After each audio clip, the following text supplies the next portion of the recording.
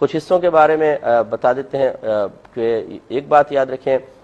کہ گائے اور اونٹ کے اندر زیادہ سے زیادہ 7 حصے دار ہو سکتے ہیں، اس سے زیادہ نہیں۔ اگر 8 آدمیوں نے حصہ ملایا تو کسی کی بھی قربانی نہیں ہوگی۔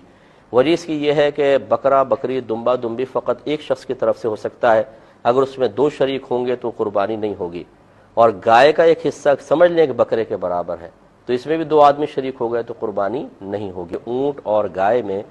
زیادہ سے زیادہ 7 حصے دار ہو سکتے ہیں، لہٰذا اگر 8 حصے دار ہو گئے، مثال کے طور پہ 8واں ملا لیا گیا، تو آپ یہ دیکھیں کہ ہر حصے میں 2 آدمی شریک ہو جائیں گے، کیونکہ اگر ایک ایک حصہ سب کی طرف سے مان لے تو پھر جو 8واں شریک ہے وہ کسی نہ کسی کے حصے کے ساتھ شریک ہوگا۔ اور چونکہ ابھی یہ حصے مکس ہیں، ایک ساتھ ہیں، ابھی تقسیم تو ہوئے نہیں، تو گویا کہ یہ 8واں ہر ایک کے حصے میں شریک ہے، اور جب ہر ایک کے حصے میں شریک ہے تو ہر ایک کے حصے میں کم از کم 2 آدمی شریک ہو گئے۔ تو جس طرح ایک بکرے میں 2 آدمی شریک ہو جائیں، 2 کی طرف سے اس کو منسوب کر کے ذبح کیا جائے، قربانی کی جائے تو نہیں ہوتی، اسی طرح ان سب کی قربانی ضائع ہو جائے گی۔ لیکن یہاں وضاحت یہی ہے کہ پیسے ملانا ایک الگ فعل ہے اور قربانی کو منسوب کرنا ایک الگ چیز ہے۔ یہ ہو سکتا ہے کہ 10 آدمی مل کر ایک گائے کے پیسے، 10 آدمی نے مل کر پیسے ملائے اور گائے لے کر آئے، لیکن جب اس کے حصے مختص کرنے لگے، خاص کرنے لگے، تو 7 کو ہی کیے کہ فلاں 3 نے کہا ہماری طرف سے نہیں، پیسے ہم نے بھی ملا دیے۔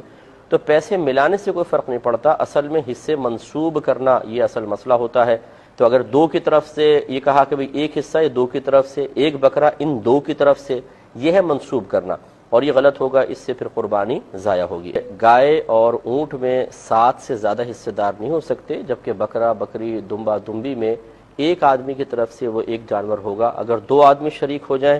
پیسے ملانے کے اعتبار سے نہیں بلکہ قربانی کرنے کے اعتبار سے، کہ مثال کے طور پہ میاں بیوی ایک بکرا لائے اور کہا ہم دونوں کی طرف سے یہ ایک بکرا، تو کسی کی طرف سے بھی یہ قربانی نہیں ہوگی۔ اب اگر ان دونوں پہ واجب تھی تو اب بھی واجب باقی ہے، یا ایک پر واجب تھی، اس نے چونکہ دوسرے کو شامل کر لیا، اس کی نفلی قربانی تھی، اس کی واجب تھی، دونوں ایک جانور میں شریک ہو گئے، تو یہ نفلی ہی بنے گی، اس شخص کا واجب ادا نہیں ہوگا اور یہ گناہگار ہوگا۔